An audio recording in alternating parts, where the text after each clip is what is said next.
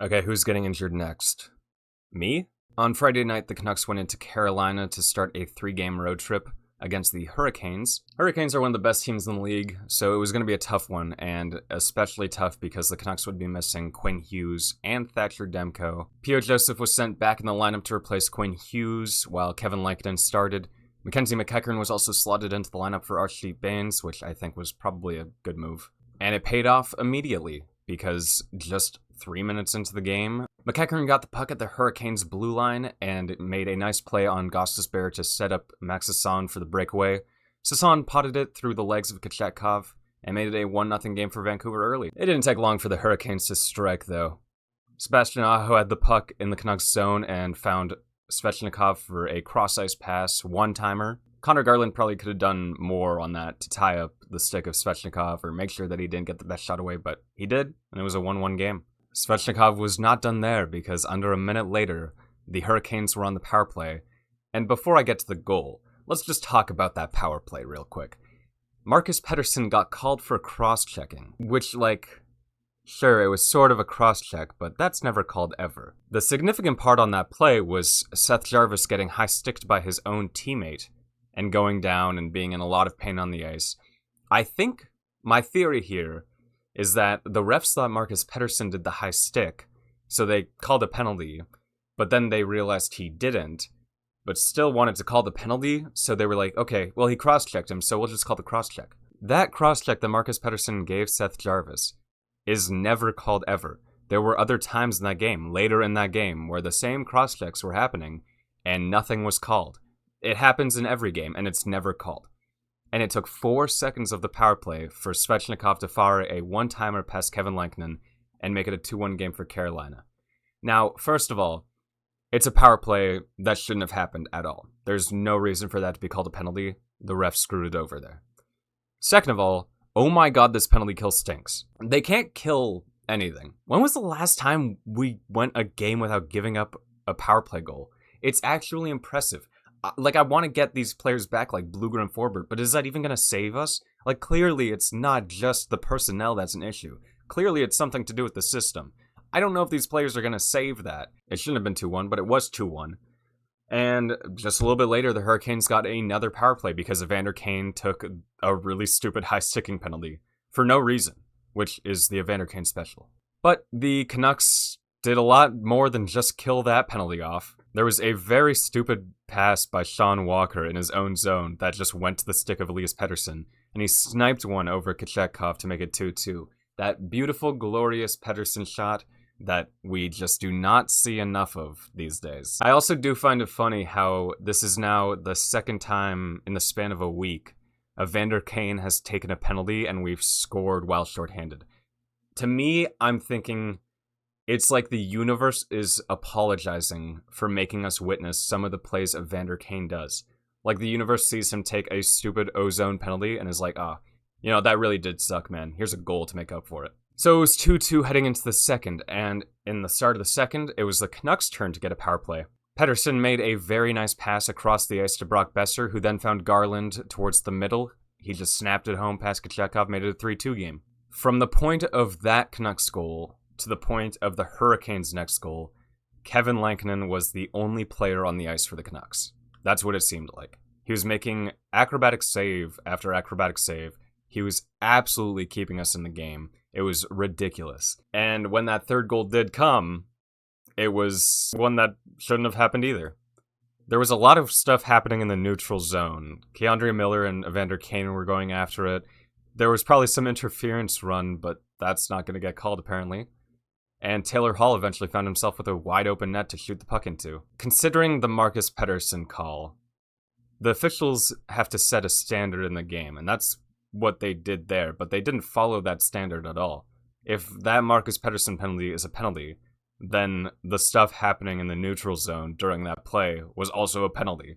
But there was no consistency in that game, and that is very frustrating. We went to overtime, which honestly the Canucks were lucky to make it to that point. They won the opening draw and killed time for half the overtime. Didn't ever get a really good look. Evander Kane had kind of a fine shot at one point. But then Carolina got the puck, and they were going after it. They were aggressive. It wound up getting us a lot more face-offs than when the Canucks were controlling the puck, and the Canucks lost every single one after that opening draw. I think there were 3 that they just lost, and after they lost the last face-off of overtime, it did not take very long for Sebastian Aho to snipe it over Lankinen and win the game for the Hurricanes. Okay, there are some things to go over in this game. First of all, yes, the refs were bad. The refs were very bad, and there were 2 goals the Hurricanes scored in regulation that should not have happened. The power play goal shouldn't have been a power play, and the third goal, probably there should have been a whistle that blew play dead at some point. But you can't even really blame the refs for what happened in this game, because the Canucks didn't deserve to win this anyway.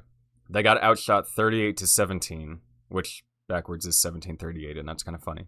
So to me, I don't think the refs screwed over the Canucks, because the Canucks shouldn't have won this game ever. To me, the refs screwed over Kevin Lankinen, because he was absolutely standing on his head saving this team, and he really deserved better from both the team in front of him and the Stripes. I think he could have been better on some of the goals, but he also definitely could have let in a lot more goals than he did. I think he was far and away the Canucks' best player on the ice, like not even close. And it was a very nice game to see from him after learning that we'd be missing Demko for a while, because he's going to have to take the reins. This is Kevin Lankinen's crease now. And I've been critical of Kevin Lankinen, obviously. I don't really love him as a goalie, and I don't like the contract at all, and I will continue to criticize it because I think it's just going to age bad. But that doesn't mean I'm not rooting for him. I don't care about being right. I would rather look really stupid and see Kevin Lankinen succeed than be right. And in this game, I have no problem saying that I was wrong about Kevin Lankinen. He was there, he was great. If he can play like that, we are in good hands. I don't expect that from him every game. Even if I'm not the biggest fan of him, I want to see him succeed, and he was succeeding in that game. He was very good. Elias Pettersson also had a pretty good game. He had 2 points. One was a very nice snipe, and the other one, he got a secondary on a nice pass to Besser. The offense is coming alive for him a little bit more now. He's up to 15 points in 19 games, which obviously still isn't quite there, but it's not terrible. That second line of Sherwood, Reichel, Besser is not good. Reichel is not doing anything still. It's been a while now. You'd think he'd be settled in. He's not doing anything. And I'm still willing to give him the benefit of the doubt until he gets to play wing. We still haven't seen him play wing at any point. I don't think he's had a single shift at wing as a Canuck. He is not a center. He's not our solution at 2C. He is not a center. He keeps playing center because we don't have anyone else to put in that spot. And yeah, that line was bad. And really, there wasn't any line that was particularly good today. I mean, getting a goal from Sasson in that fourth line is nice to see. All of them contributed to it too. The third line was kind of like, whatever. The defense, I thought, was pretty good. And while we're on the topic of the defense, you must mention Phil Hronek. Hronek was pulled from the game late by the concussion spotters after taking an elbow to the head by Andrei Svechnikov. I know I'm not, like, an expert on the rulebook or anything, but I am at least 90% confident that there is a penalty called elbowing. And I'm also pretty confident that the referee was right there to see the elbow go straight into the head of Hronek. I have been talking about the refs a lot in these games recently, and I really try to not blame the refs. And again, it wasn't really their fault that we lost because we got destroyed, but, like, that's a penalty. That's a penalty. Svechnikov's getting no supplemental discipline, not even a fine, which I don't know if it's a suspension or anything, but I think it could have been a fine at least. Like, your elbow is up here. You're not aiming for the guy's chest or anything. You know that's going to go into his head, and apparently that's just okay. Not even penalized.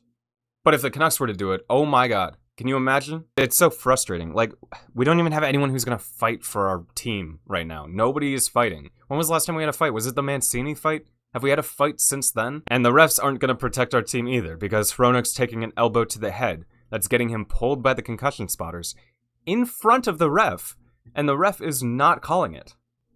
Look at that. Look at that. Okay, you can't really see the elbow or anything, but you can see that the ref is, like, kind of just right there. He was looking at it too. He was looking at the play a little earlier. But he was bracing for impact, so he just, I guess, missed the elbow. Oh my god, do your job. So we might be without Hronek now. At point of recording this, I haven't heard anything. I don't know, but we might be without Hronek. while we're also without Hughes, and that would not be great on the defense. Now, our defensive depth is fine. I mean, Mancini's back, he's been activated, so he can slot into the lineup, and honestly, the third pair of P.O. Joseph, Victor Mancini, it's not terrible or anything. I mean, it might not do well, but those are both guys who can play in the NHL. It's the top end of the lineup where it gets a little bit dicey, because instead of your first pair being Quinn Hughes, Phil Hronek, it will turn into Marcus Pettersson, Tyler Myers. And Myers isn't even good anymore. Myers is bad. But credit to Marcus Pettersson. He is now the Canucks plus-minus leader. He's a +5. He doesn't do anything offensively, but he is a good defensive player. And that's the role we needed him to take on. He doesn't need to be a 30-point guy anymore like he was on Pittsburgh. He needs to be stopping the other team from scoring goals. And he makes mistakes. He has some bad games. But overall, I think defensively he has been sound. And I think he's filling the role that we need him to. Maybe he could be a little bit better, but I think he's doing fine. We're so screwed if Hronek and Hughes are out. I mean, we're already kind of screwed. How does it keep happening? Like, every single game, you're just asking yourself, who's going to get injured today? Every game. Because it's every game that a Canuck gets injured. And I was talking about some of the other games the Canucks have lost recently. You know, the Montreal game, the Chicago game, the Colorado game. These games are games where they played pretty well and just ended up losing because one team has to lose. This was a game they lost because they deserved to lose it. We need better efforts than that. Carolina's a tough team. It really doesn't get a whole lot tougher than Carolina in the league. But if you're an NHL team, there's really no excuse for being outshot 38-17. But we are barely an NHL team. We're barely an NHL team right now. Half our team is AHL players. And, I mean, they're providing something, and this is no disrespect to them or anything. I just wish that we had our real players in the lineup. The Canucks' next game is against Tampa on Sunday, and then on Monday they face Florida. It's a back-to-back against the Florida teams, which seems daunting, but there is good news. On Saturday, Tampa and Florida are playing each other. In the preseason, they had some heated contests, the latter of which Tampa Bay just said, screw it, and sent out their goons instead of their good players to just go and massacre the Florida team. It was really funny. They just stacked up the penalty minutes. Florida won like 7-1 or something, and I don't think Tampa cared at all because Tampa's goal was not winning that preseason game. It was sending a message, and they definitely sent a message. There's been a lot of animosity between those two teams for the past couple years now, ever since both of them have become good teams. It's probably the best rivalry in the league right now. I don't know why I'm saying probably. It is definitely the best rivalry in the league right now. And Saturday is their first regular season matchup of the year, which is good because they are going to wear each other out like crazy right before they have to face Vancouver. We are going to face two absolutely exhausted teams, both emotionally and physically, because there's no way that this game is just all friendly. There's no way Florida and Tampa are going to get through this game without stacking up penalty minutes in some way. I don't think it's going to take very long for the tensions to rise. And this definitely helps Vancouver in the next two games. I don't want anyone on either team to get injured. I'm not rooting for an injury or anything. Florida's already dealing with a lot. But I do want to see them physically wear each other out and make it so both teams are weaker for their contests against Vancouver. We have a rest day on Saturday. Tampa doesn't. We're going to get to face Tampa on the second end of a back-to-back. We don't have a lot of luck against them, so that's good for us. Currently, besides the fact that our team sucks and their team is good, the other factors are looking good for us. And against Florida, we've had some luck against them in the past few years. Their 2 seasons of winning the Stanley Cup, we've gone 4-0 against them, which is really funny. Hopefully that will continue also. If they can get these 2 wins, which I'm thinking way too ahead of myself because it's still Tampa and Florida, and they could still just absolutely run us for our lunch money. But if they get these 2 wins, they will get themselves to 10-9-2.